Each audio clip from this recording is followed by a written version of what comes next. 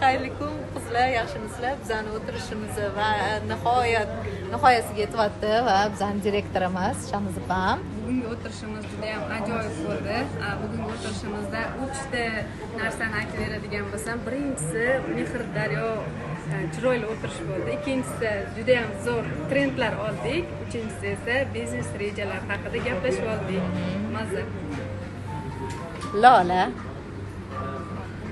Juda ham zo'r men o'zimga motivatsiya oldim. Chunki kuchli ikkita direktor bilan juda ham zo'r fikrlar almashdik. 2026 rejalari va undan keyingi rejalarni juda ham zo'r plan bilan tuzdik.